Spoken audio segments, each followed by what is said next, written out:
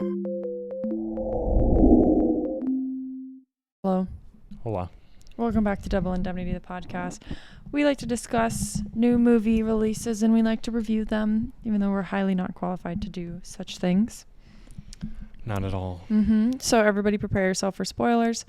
We're going to talk about the entire movie. Also, remember to follow us on LetterBoxd to leave comments on the next movie that we're going to watch at DI_podcast. Podcast. I didn't check the LetterBoxd. Did you check it? I am checking it and nobody did. Cool. Okay. First segment of the podcast before we start talking about the movie. What are we watching right now?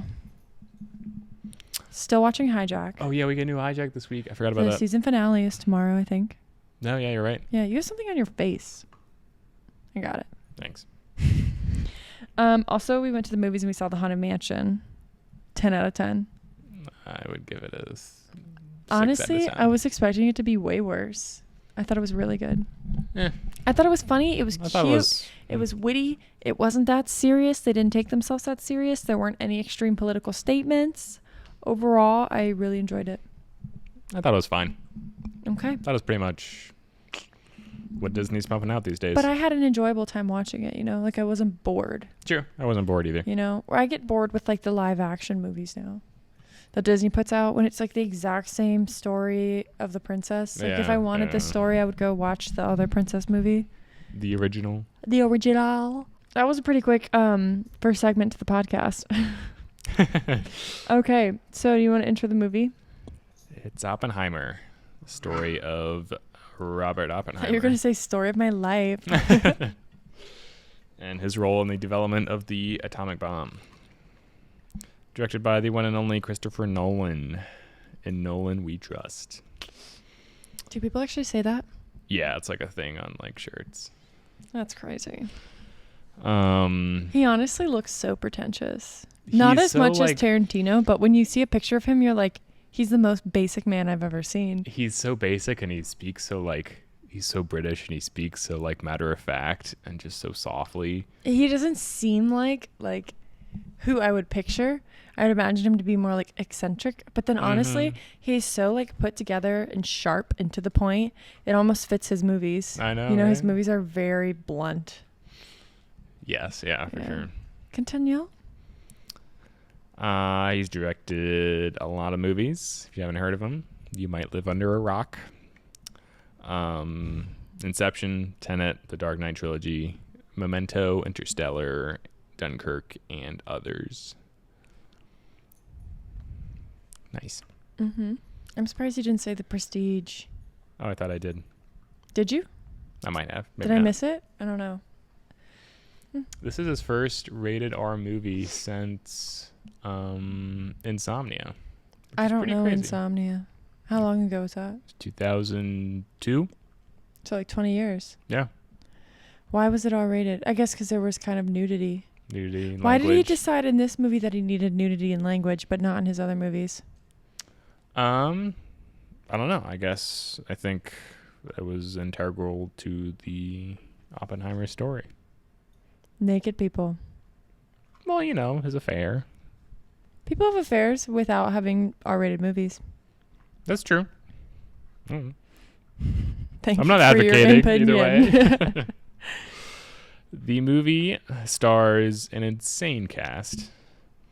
To name a few, Cillian Murphy as Oppenheimer, Emily Blunt as his wife, Kitty, Robert Downey Jr. as Louis Strauss, right? It wasn't Strauss. I don't remember how to I say think it was Strauss. Matt Damon as the General Groves. Florence Pugh as Jean Tatlock. Josh Hartnett as Ernest Lawrence. Rami Malek as David Hill. Jason Clarke as Roger Robb. I could go on for years. Any guesses on the budget? 100 million. That is exactly correct. Because But you told me that months ago and I remembered it. Good job. Yeah. How much do you think it's made so far? 200 million. About 420 million. Whoa. Worldwide. Yeah, it's Whoa. doing well. Why is it doing so well? I guess it's an interesting story by a good director, or what? His movies always do well critically and financially. How? Does he just have the magic touch? he's got it down. He knows how to make a movie and how to market it. And honestly, though, I didn't really feel like Oppenheimer was marketed that much, but I also don't use social media, so I don't get social media marketing.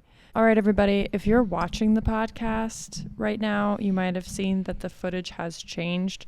That's because our camera died, so we're using our other camera. So bear with us on this slight adjustment. probably a big decrease in quality. Slightly, potentially a highly noticeable decrease in quality, but that's fine. We're going to move on. We're going to continue talking about this movie. So, do you have any other things you wanted to intro, Jonathan? Yeah, so we saw this twice. The first time was not the most ideal theater situation. Here's the situation. We live somewhere where they do $5 movie nights on Tuesdays, which, yes, great deal. But a normal movie on the weekend is $7.50. So, like, why would I want to save, like, $5 for both of us to go to the movies? In total, $5 saved. Just so that we can sit in a theater with 1 million people and sweat to death. When we could go a day later, pay an extra $5 and literally have the theater to ourselves. I couldn't wait any longer, but it was not a great experience. It was so hot. Awful. Oh my God, it was so hot. It was so full. And I hate going to the bathroom in movies. I feel like I'm disrupting everybody and they hate me and I just don't love the attention of it. And so I had to pee so bad, and that movie is really freaking long, so I was in a lot of pain. So I'm glad we saw it a second time so I could actually, watch it rather than just die in my seat sweating to death. Just stay there and just ugh. It was awful. But also it's just a good movie, so like if you watch it a second time it'll be enjoyable. For sure. First time around I gave it a 4.5. This time around it's 5 stars. I'd give it a 5-star. 5-star review from Jonathan Pyle. Pew pew. Holy pew, crap. pew. Oh my God, Fireworks. There's so much confetti everywhere. We should animate that in there. I'm not that Get your sister skilled. to work on that. Yeah, what to say? This movie moves. What? So many words. So many words, so little time. We have all the time in the world. Such a fast pace the first time we saw it, I thought. Yes. It is. Yes. But all of his movies do. Like, I will say, this movie, the only thing excessively confusing about it was remembering everybody's names. There were a lot of people. Other than that, pretty understandable for a Nolan movie. Mm-hmm. Like, you get the gist of it, Yeah. I mean, you're somebody who doesn't like science. So how would you rate their ability to like explain and work off of scientific concepts the whole time? Like, did it make sense to you? I thought it made sense to me. I kind of wish they went more in depth with how they maybe not more in depth, how the bomb works or something, of how they mined the plutonium and the uranium.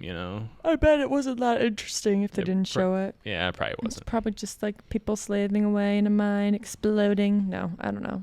I have no idea what it's like. I have no idea. But also, I don't think the movie should be any longer. So, sequel? No. This was based on a book too. Yeah, but it seemed like the book it was based off of was more of just like a recap of like what happened. Yeah. Was this considered like to be very factually, like historically accurate? Yeah, pretty much. A lot of things were. Most of it was pretty accurate. From what you remember? Yeah, back in that time. Back when you were working with the boys in the Los boys Alamos. And the bombs. The bomb boys. Get some brewskis with the bombs and the boys. Brewskies, bombs, and boys. New band name, I call it. Yeah, this movie's incredible, honestly. And I knew it was going to be. You've been talking about it for so long. This is what happens. He comes Longer out with than a Barbie. movie every 3 years, and the amount of you've been talking anticipation about this probably since 2021.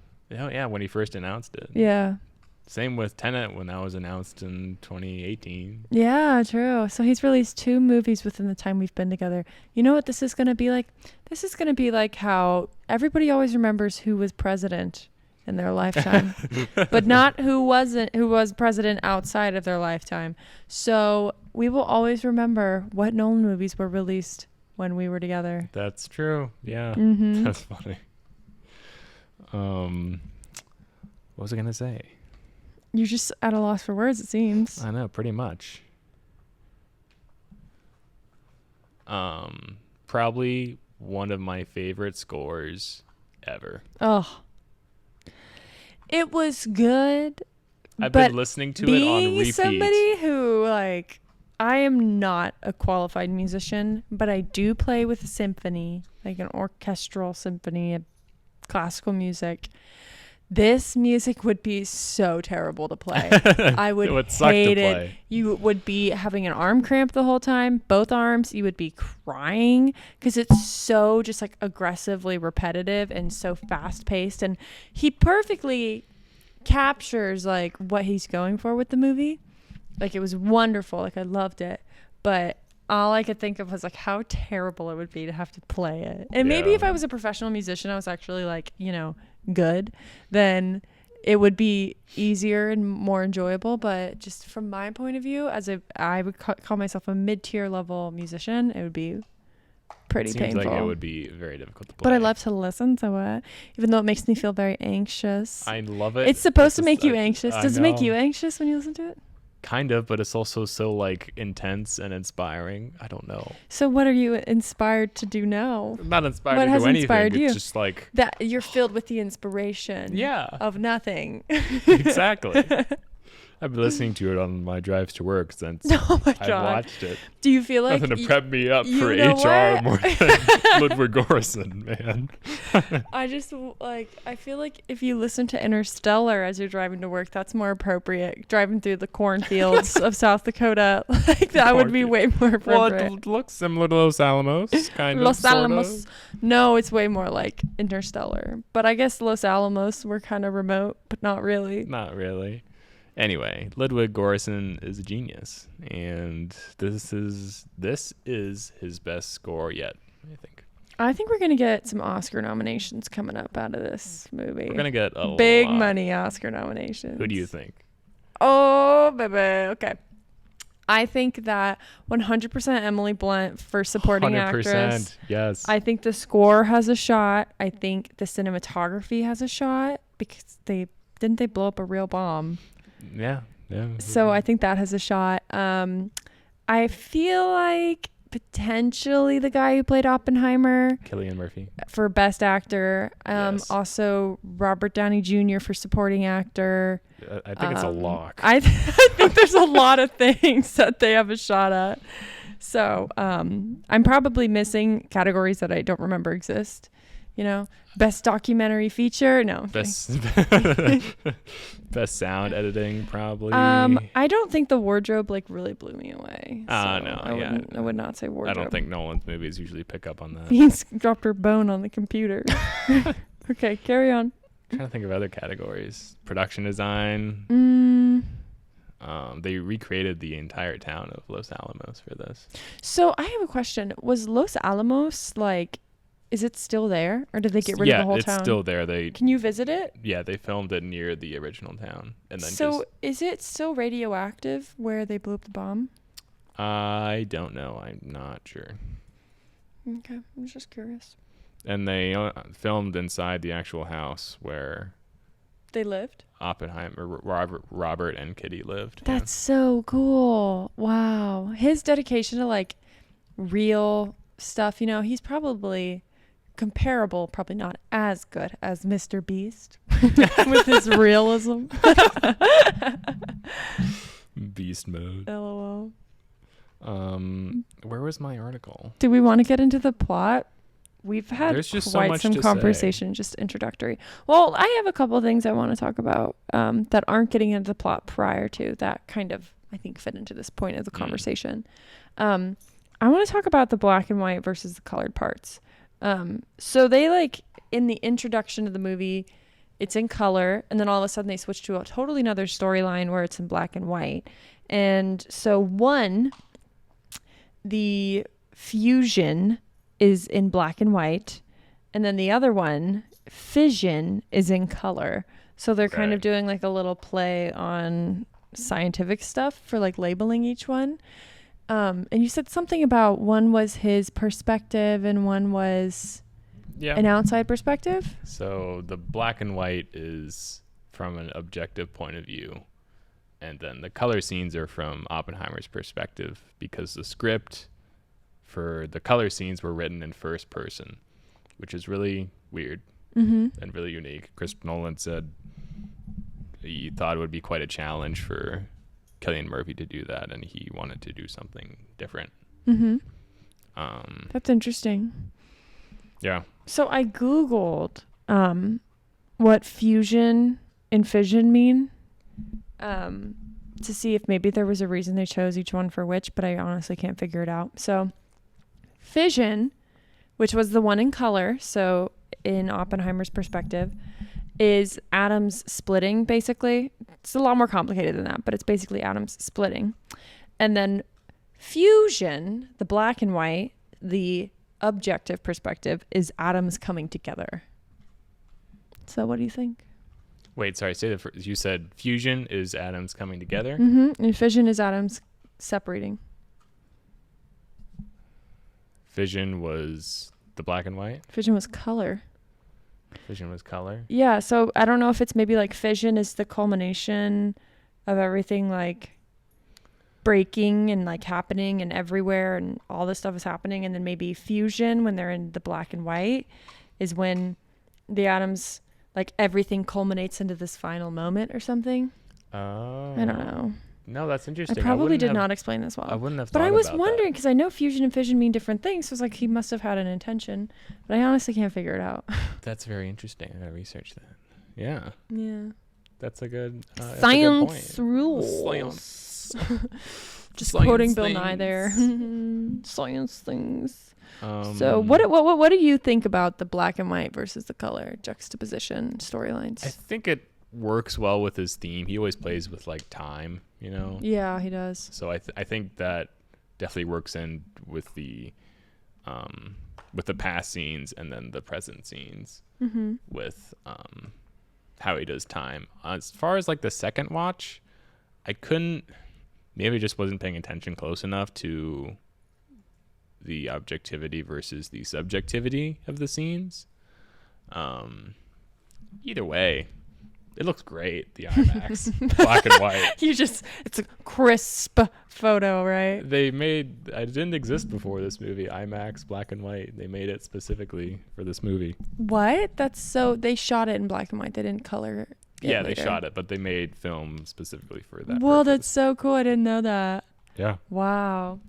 I feel like they did a great job, like making you feel like kind of similar emotions to what they were trying to portray with Oppenheimer, like especially with the music. Every time it was in color, the music was very eccentric and overwhelming, and and like the sounds were very like overwhelming sensory like stimulation, basically. Like I think everything happening in his brain the whole time. Yeah, that's true. And I really liked that. And I think then when they switched to the black and white, I kind of liked how, black and white, like, it was, how they say like facts, black and white, like very to the point. This is how it is. This is what happened, And I guess that's kind of like what the flip was to black and white, and maybe the symbolism of it. That's a great point. Yeah. I mean, so many movies have storylines where they have two things happening at the same time. You know what I mean? Mm-hmm. But I think there's kind of some cool symbolism as to why they chose the black and white versus the color.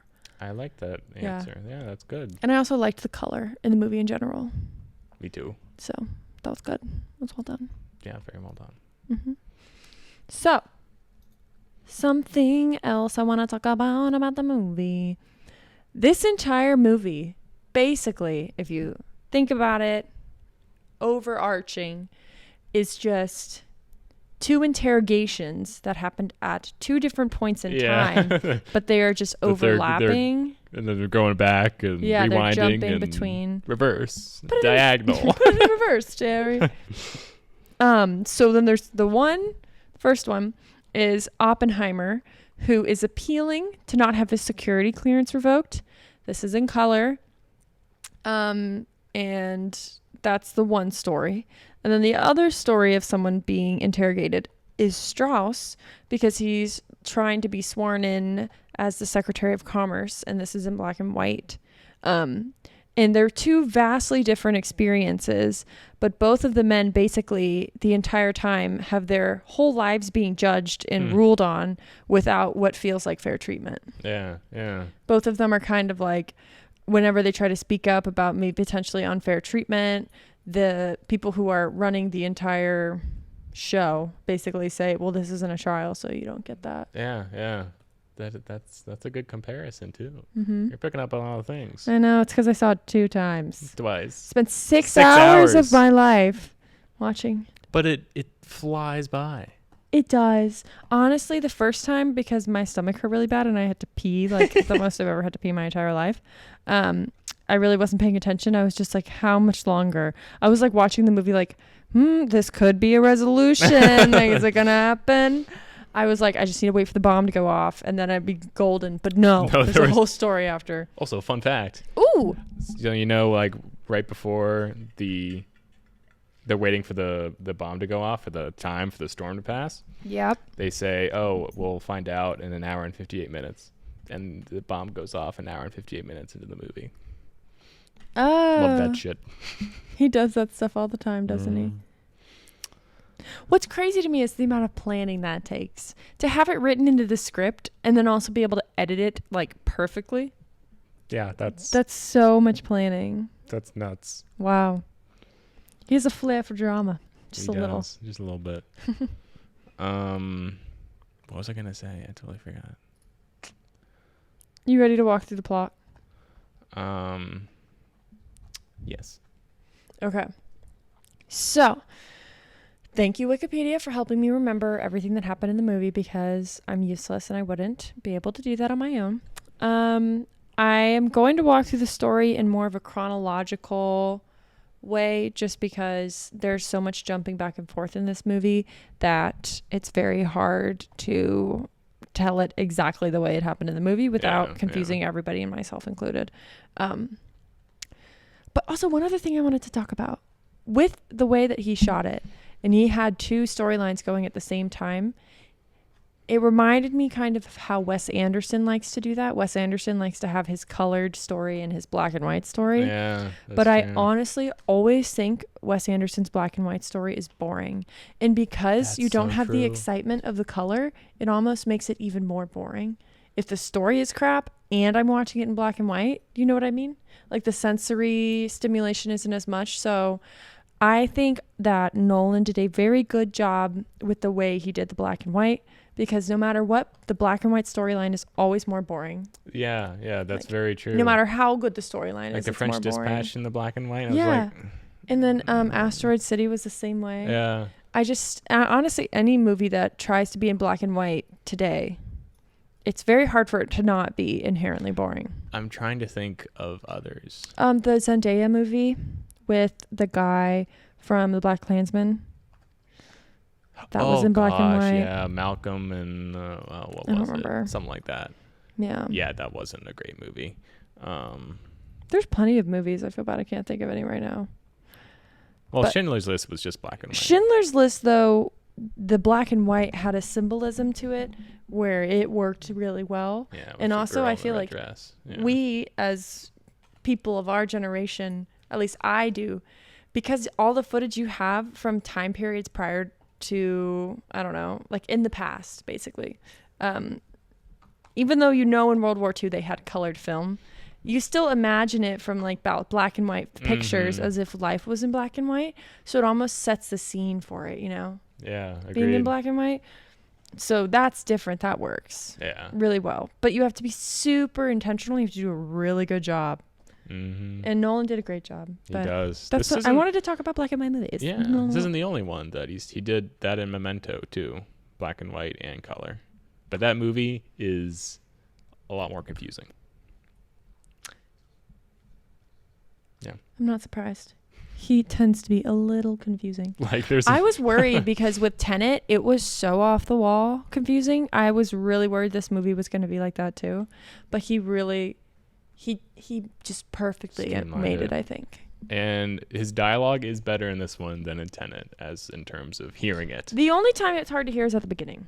Yeah. Then with after that, the it's music. fine. Yeah. Yeah. In Tenet, it was rough, and they were wearing masks, so that made it even harder.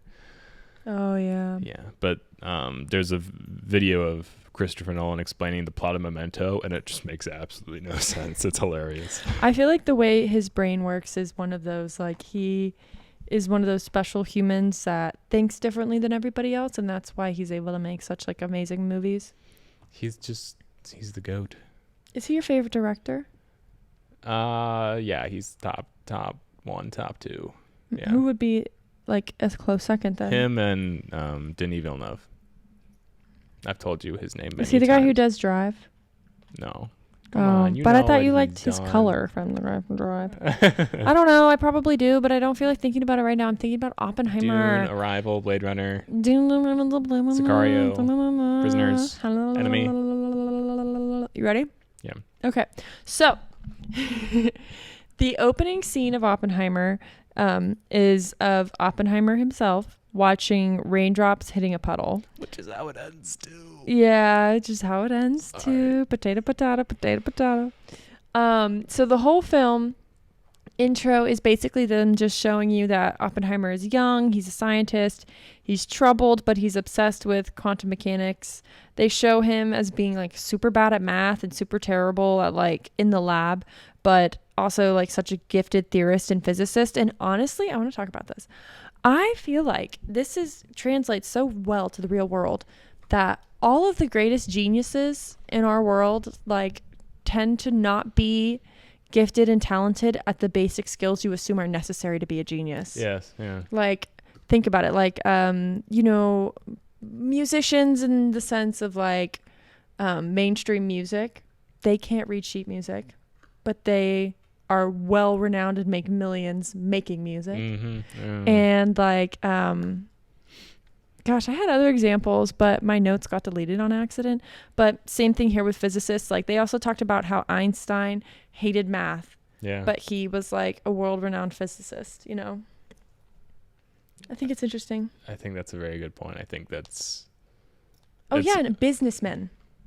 World-renowned businessmen, business owners who don't understand the basics of accounting, you know? Yes, yeah. Yeah, I think that can be applied to a lot of things. Yeah, I think it's cool. There you go, kids. Inspiration. Achieve your dreams, like even if you can't do the basic skills of what you need to.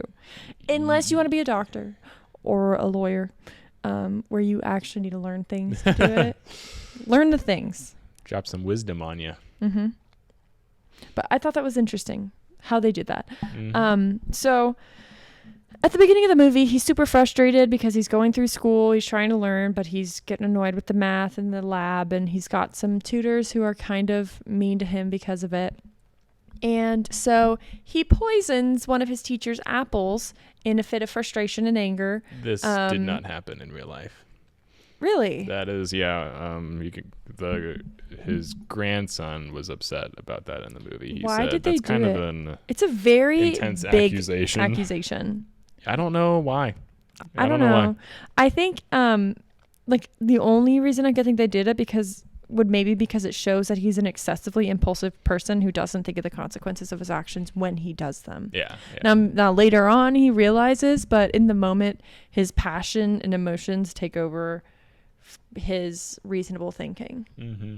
Yeah. I think it was just a visual way of showing that. Yeah, I agree.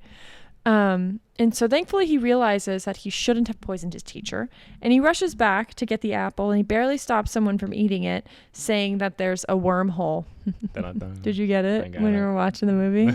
I was like, that's good. That's good. I didn't realize it till I saw the second one.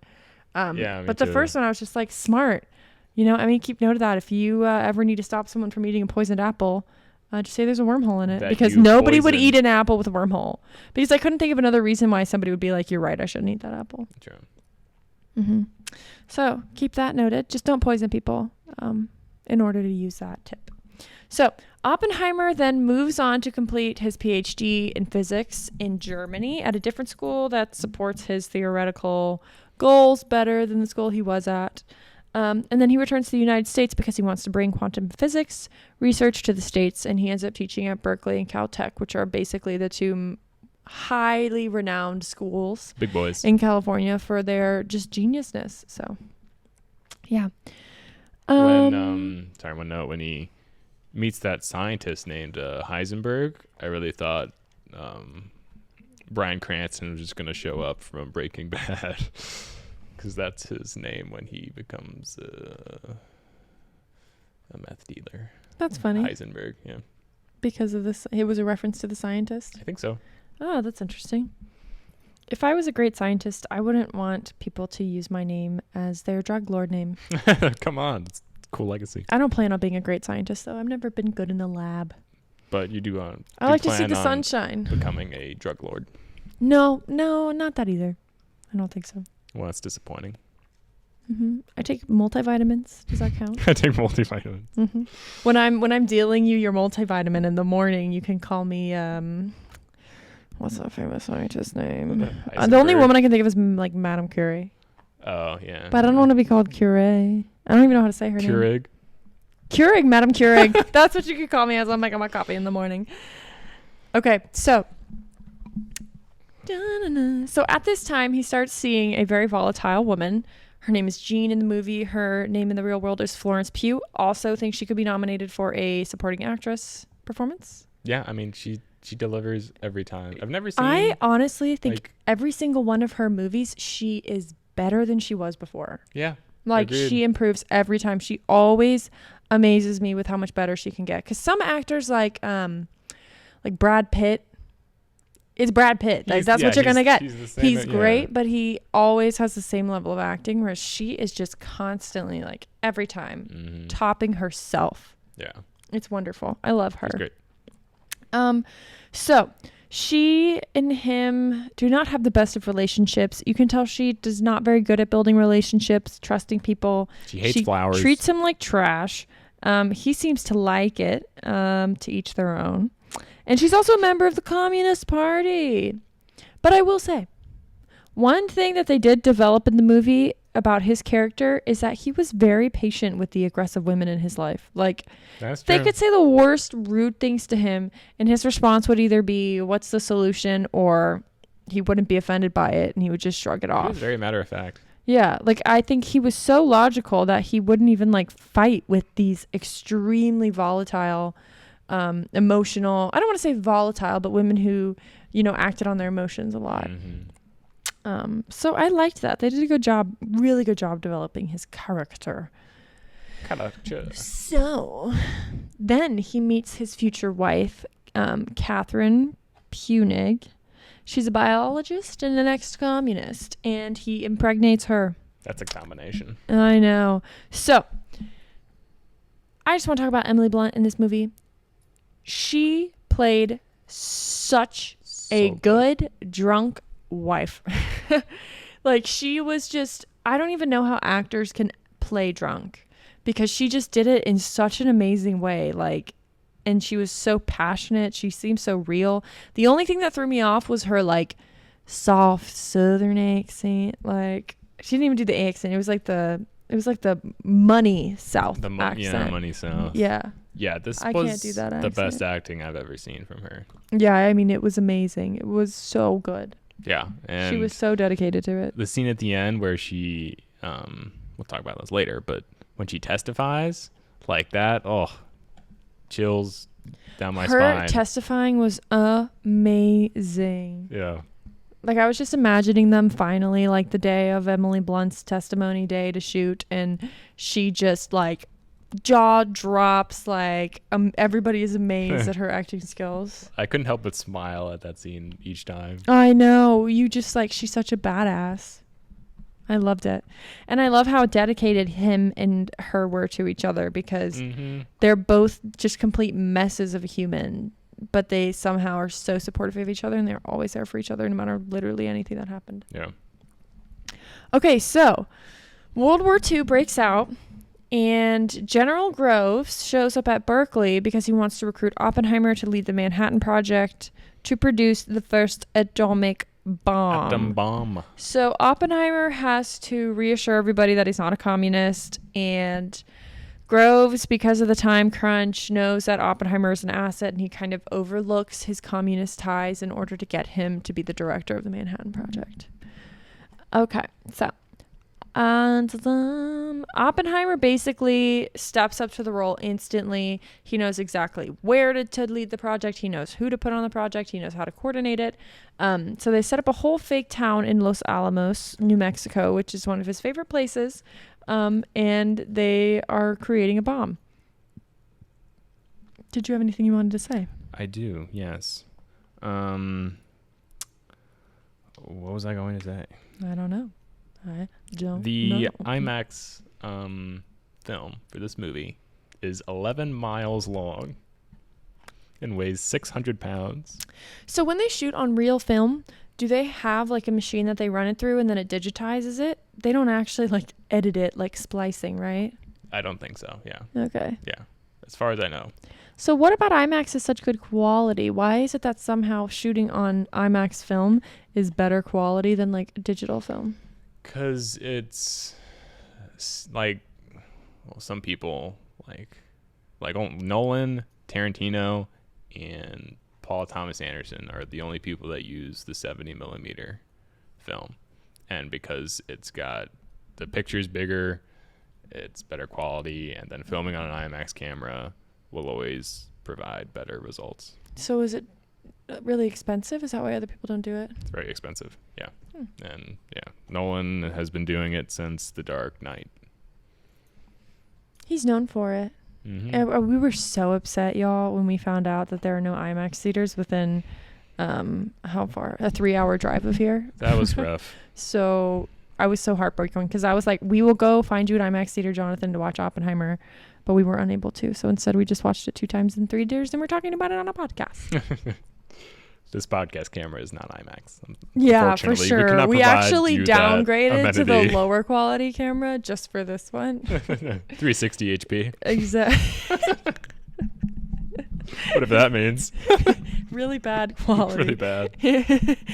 Okay, so they're working on this atomic bomb problem, and they realize that there is a minute chance that they could trigger a chain reaction that could destroy the entire world.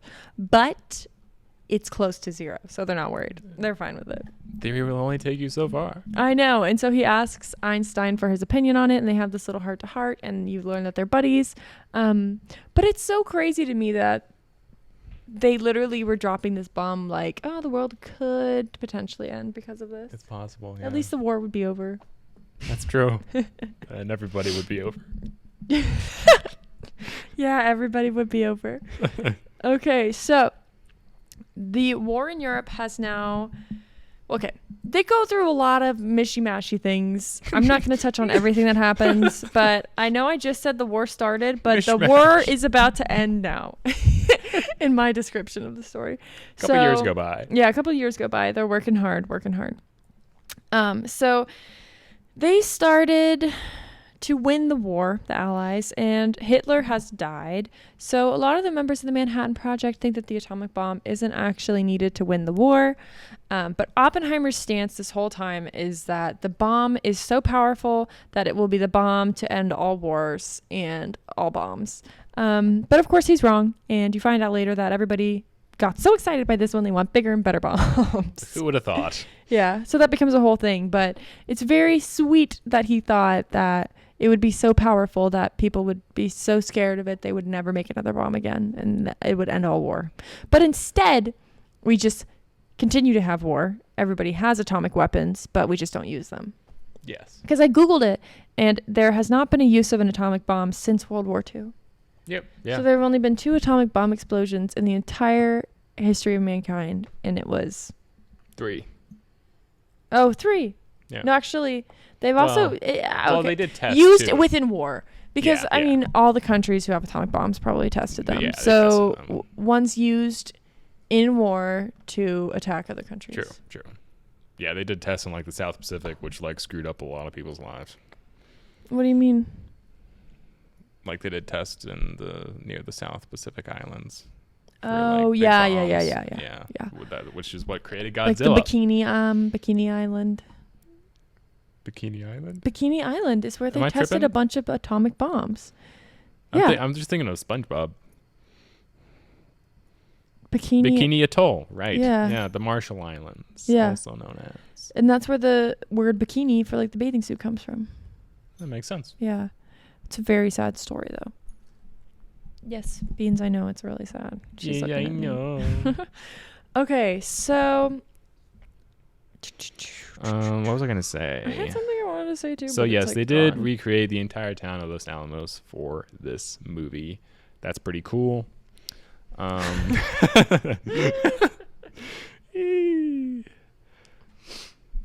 There are no full CGI shots in the movie. There's not Partial? one shot that's all partials? CGI. There was some editing and overlapping of Explosions. explosions. Okay, well, they did do a lot of shots that were like, oh, here's some particles in the air, you know? I know, like some rubber bands going. Whoa, whoa. Rubber bands.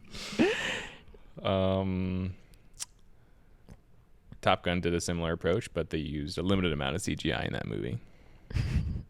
Top Gun Maverick. Close to none. What was it that we had a podcast where it was like, you were like, close to none. And I was like, is it none? I Or don't is it remember close that. to none?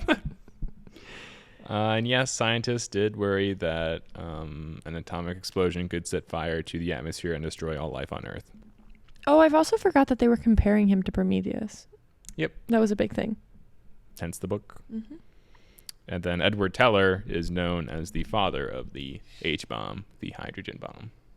Oh, so Teller did continue on to make the H-bomb. Yeah, the guy who was like really sweaty all the time. I know. He seemed like he was like always so hot. I know, Like he yeah. was sweating so much, but I really liked his character. He's such a good actor. He was a great actor. Benny Safdie, love him. He He's a was director wonderful. too.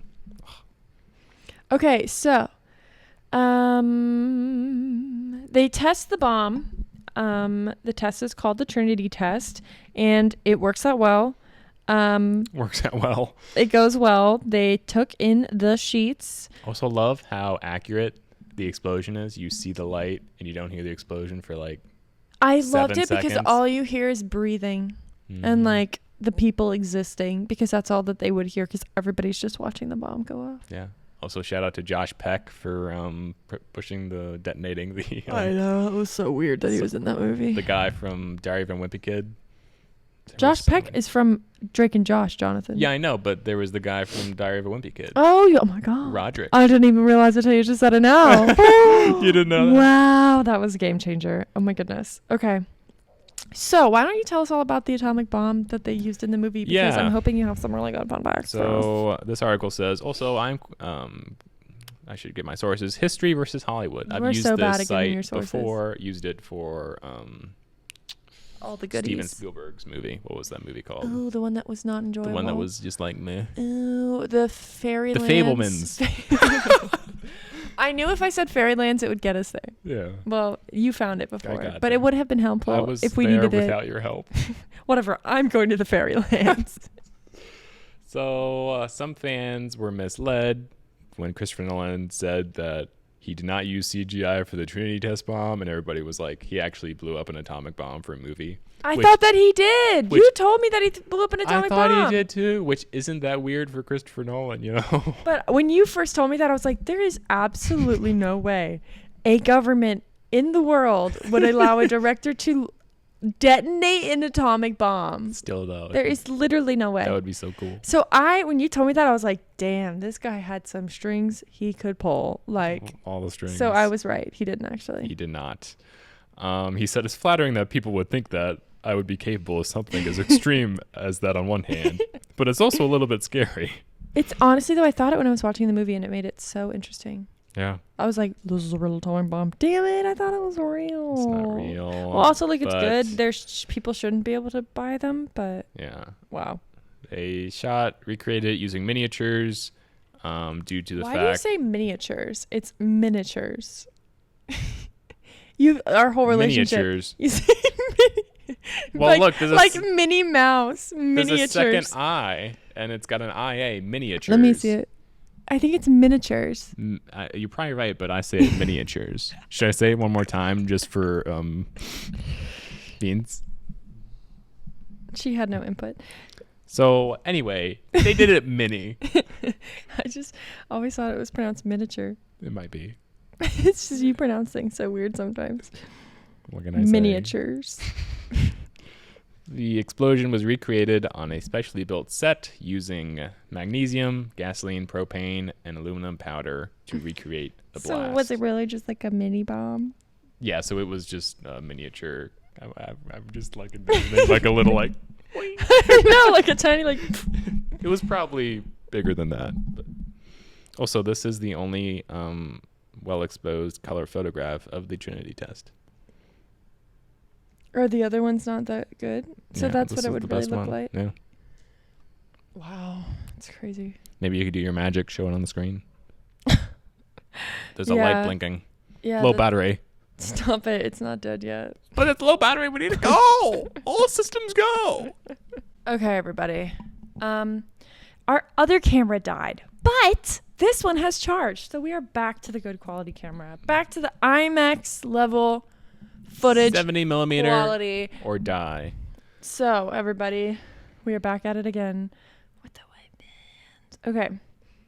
So. I think I was done saying what I was saying. Okay. So, they end up using the bomb on Japan in Nagasaki and Hiroshima against the small bit of input that Oppenheimer was able to give, that not a lot of the scientists really agreed with the use of it in Japan. So I'm not really sure why they decided to use the atomic bomb in Japan. I don't really know why it was needed, because I thought that the war was they made it seem in the movie at least that the war was like kind of starting to trickle out and everybody felt like America was going to beat Japan. So, did they just want it to be over or what? From my knowledge of World War II,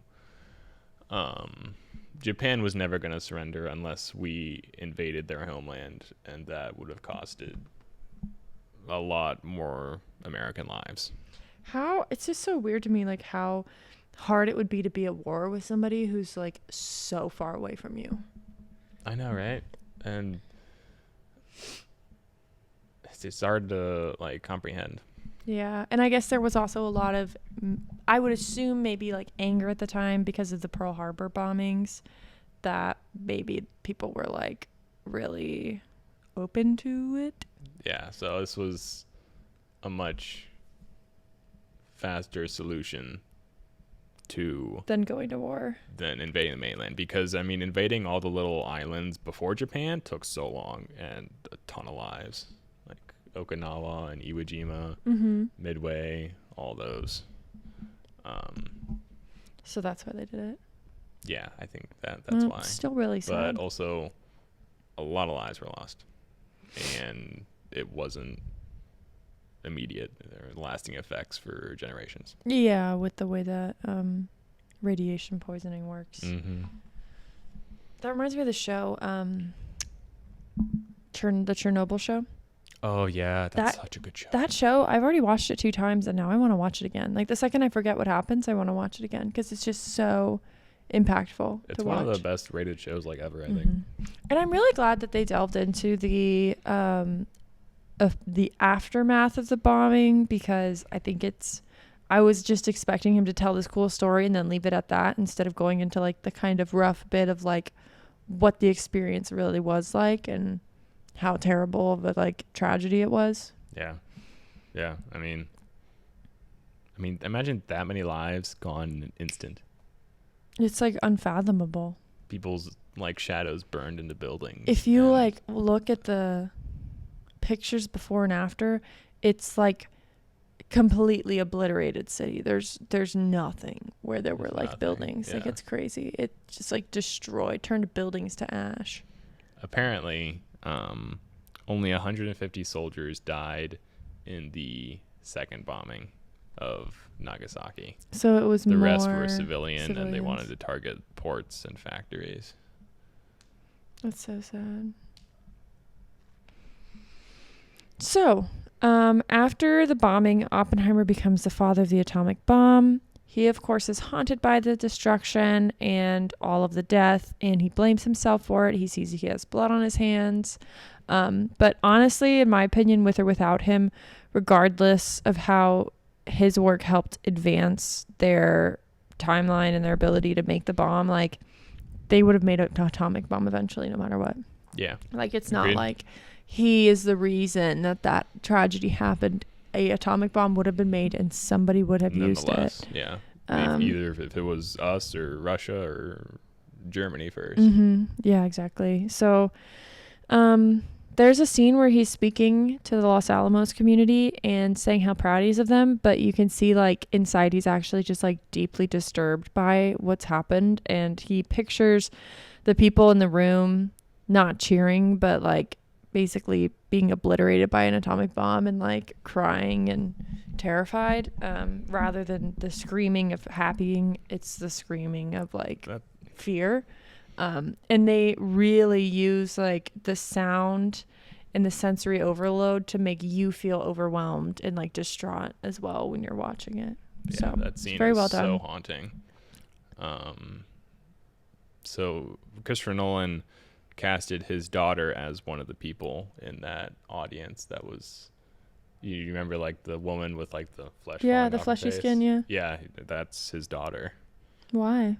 He said in an interview with the Telegraph, Nolan spoke about this casting choice, remarking that if you create the ultimate destructive power, it will also destroy those who are near and dear to you. I suppose this was my way of expressing that in what to me were the strongest possible terms. Crazy. Yeah, I didn't even know that. Okay, so Oppenheimer then afterwards is considered kind of a hero, but also very controversial.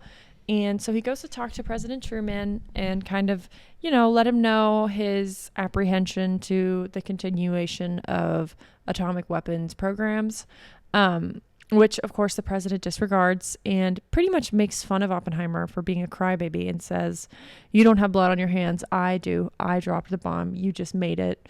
And he said, do you think anybody in Japan cares who made the bomb? Which is true, honestly. They don't think who's the scientist who designed this. Yeah. They think who is the leader who authorized this being dropped on their city, Yeah, that scene was really good. Gary Oldman for the win, man. He did a good job. Yeah, he did great. He's like, I feel like I have blood on my hands, he like offered him a handkerchief. I know, yeah, but he so teased him with it. He was taunting him by it. Yeah. Was that in the script? I wonder. Maybe. So, now we're going to kind of get into the whole second trial. So this has technically been going on the whole time, throughout the movie as you're visually watching it, but we're going to talk about it now because that's kind of the chronological order. So many years after, Oppenheimer is advocating against nuclear research, especially the hydrogen bomb, and it becomes kind of a tense subject with the Cold War happening at the same time in the arms race. So the AEC chairman, Lewis Strauss, basically hates Oppenheimer because he has publicly made fun of Strauss for his opinions on radioisotopes, and he also believes that Oppenheimer turned Einstein against him and made Einstein hate him. So because of this, Strauss takes out all of his anger on Oppenheimer by wanting to take away his public notoriety, I guess. His public image. So he wants to basically take away his security clearance because that will be a public embarrassment for him. But he does this by leaking Oppenheimer's security file and having someone write an opinion letter in order for the AEC to have to open an investigation on Oppenheimer, and then Strauss, being the leader of the AEC, would be able to, control how the entire investigation goes and basically rig it so that no matter what happens, Oppenheimer loses his security clearance. What's really interesting about that is, like, the term mutually assured destruction. Is it just karma? Yeah, pretty much. Like the same thing that happened to Oppenheimer happens to Strauss. Because they're both set in motions to destroy themselves. Yeah. Yeah. Basically, yeah, that's interesting. Which is just like a metaphor for the whole Cold War, pretty much. That's so smart. Yeah, that's really interesting. Yeah, I thought it was interesting also how, like, Strauss is trying to get Oppenheimer's security clearance taken away by leaking classified files. Like, in my opinion, the person who leaks classified files should probably have their security clearance taken away. The way they revealed Have you not seen Reality? The way they revealed that in the movie was really good. Just that whole conversation. Yeah, it unfolded. It wasn't just like an exposition of this happened. This is a drama. Like, yeah. They kind of show you this crazy stuff happening, and then later Strauss reaches his breaking point and pretty much just confesses to his two close advisors in private that he rigged it so that Oppenheimer would lose his clearance. Mm-hmm. So now we are at the hearing, where Oppenheimer is basically being questioned and tried for being a communist, and they throw extreme accusations at him for espionage, and they mock his lawyer basically, and he's set up this to lose. scene happens the whole movie, so you know from the start that whatever happens to Oppenheimer throughout the movie, he's going to end up here in this room with this unjust board hearing meeting thing. So, I want to say the guy who plays the lawyer, Jason Clarke, was so good. I love that actor. Everybody was great. A lot of the actors in that boardroom were recognizable actors. Mm-hmm. And yeah, they were just like frustrating you so much with the way they were treating it in the hearing, and it's exactly the same thing that ended up happening to Strauss later with his hearing. The scene got like so intense. It was I found a continuity in a Nolan movie, the continuity issue. Was it the 50 stars? What do you mean? There were 50 stars on the American flags the audience were waving instead of was this before Hawaii? Yeah, before Hawaii. I didn't know that. No, my continuity was that when I'm not sure what the actor's name is, but the interrogator, the prosecutor, Jason Clarke. Yeah. When Jason Clarke was doing his huge like climax scene of yelling at him, and you see the flash of light, he wasn't wearing his glasses, but then all of a sudden he was wearing his glasses. Oh. Yeah, like in an instant. Like, there was no way. So continuity error. Goodness. Mm-hmm. So now we're gonna jump to Strauss's confirmation hearing. He wants to become the Secretary of Commerce. He's a little worried because people want to ask him about Oppenheimer, even though this new role of his would have nothing to do with the Atomic Committee, anything like that. But Hill, a scientist, Jonathan had mentioned, is that very popular actor. What's his name? Rami Malek, testifies, and they think that he's going to testify in favor of Strauss, but he actually comes out and outs him for everything that he did to initiate the downfall of Oppenheimer. And of course, because of this, everybody's like, what? What I don't get is, how did David Hill know that? That's something because it was probably like well talked about in the community of scientists. Yeah. Like, oh my God, like, do you know what happened to Oppenheimer, you know? I guess so, but it's like Oppenheimer kind of treated David Hill like didn't really pay attention to him either. I know, but it's kind of nice how there's that kind of camaraderie amongst all the scientists who were involved in the Manhattan Project, of them like understanding what each and every one of them went through, and he stood up for him because of that sort of brotherhood that they had through that experience, even if they weren't particularly close as just people, you know? Yeah, that's a good point. So Strauss, of course, loses his nomination to the Senate. Also, Robert Downey Jr. has a wonderful monologue. I honestly didn't even realize it was Robert Downey Jr. Like, I recognized his face and I knew who he was, but he really embodied the character so well throughout the movie that I don't even like associate him, because it's very hard with movies where you stack your cast to picture them as the character.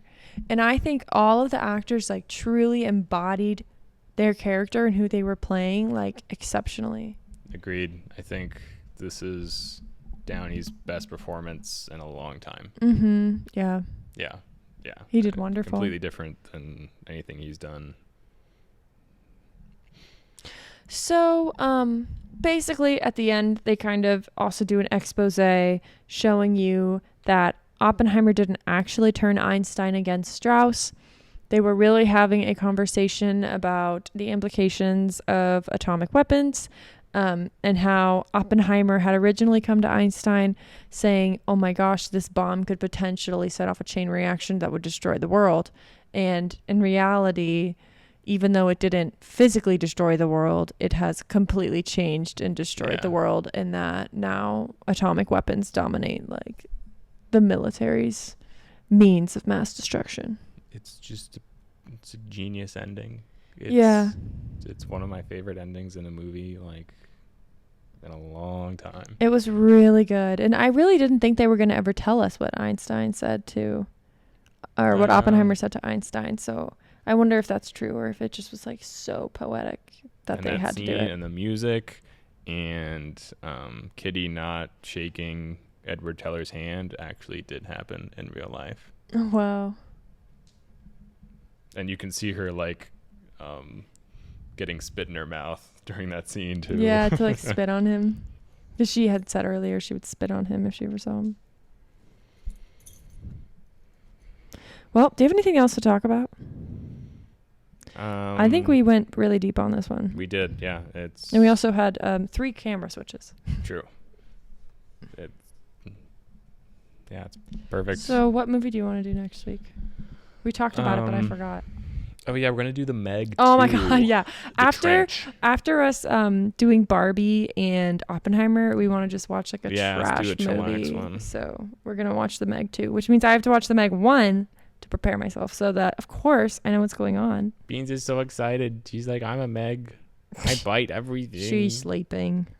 Okay, bye guys. Bye.